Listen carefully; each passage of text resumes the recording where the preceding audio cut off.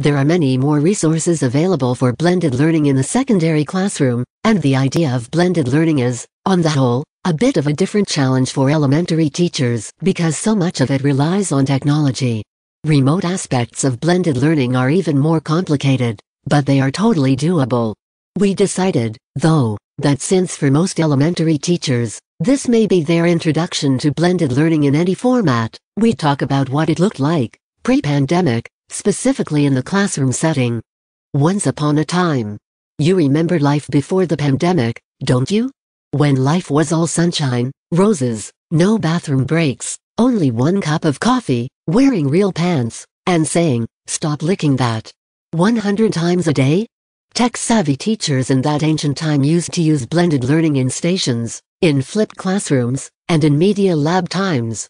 Here's a brief rundown of what each of those looked like. Stations. In these classrooms, at least one station was tech-based. Students learned lessons on classroom PCs, laptops, tablets, or other devices. This was more of an enrichment activity in the beginning usually, but then more districts started implementing tools like Study Island for older students, Education Galaxy, or Education.com.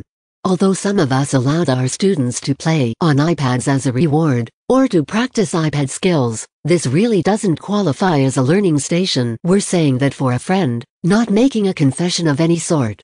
We've seen this done with varying success in all grade levels. Flipped classrooms. Flipping a classroom was often reserved for higher elementary. The concept is largely project-based. Students would watch a video, read an article, or otherwise learn information from home, then do an activity or share what they learned at school. So the bulk of the learning was done independently or with family and the application of the learning was done at school. Although most early childhood classrooms avoid this sort of learning because for smaller children, families must be involved, and that is a realm outside of the control of the teacher, some early childhood teachers have been able to apply this idea successfully. Media labs. Media labs, either in the form of a stationary classroom setup where a set of PCs or laptops permanently reside, or a mobile or cart media lab, have been used in blended learning for some time now. While most schools allow all classroom teachers to use media labs, there are times when only students at a certain grade level are given priority. Although media labs are a great thought and are provided with excellent meaning, early childhood instructors have always struggled with using them with any success. Few administrators have felt the stress involved with getting 24 wiggly first graders successfully logged in, then logged in again when they accidentally log themselves out, then logged in the remaining few who do it again just to irritate their teacher or accidentally. Who can really tell?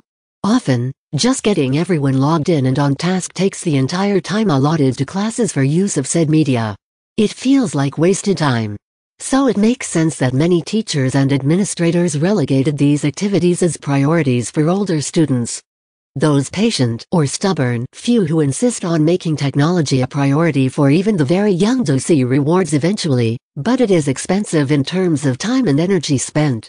How blended learning is expanded in the classroom. The goals of blended learning are to give all students access to the material being covered or reviewed, and to offer it at their own pace and within their own level of challenge.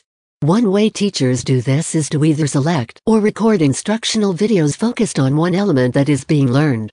You would likely want to cover lessons for one unit at a time, and students would all start the unit at the same time, then progress at their own rate. So, for example, if you were a self-contained first-grade general education teacher and your students were working on subtraction toward the beginning of the year, there are almost always a few students who are barely able to grasp addition, and for whom subtraction is just not happening yet. For these students, you could have them viewing a video of you teaching a lesson you've already taught, or a video from somewhere else that covers the same information. Then after they've viewed the video and feel they understand, they can work on an activity, a part-whole chart model with a worksheet to record their answers, or perhaps they could play a game that involves addition or subtraction in relation to addition.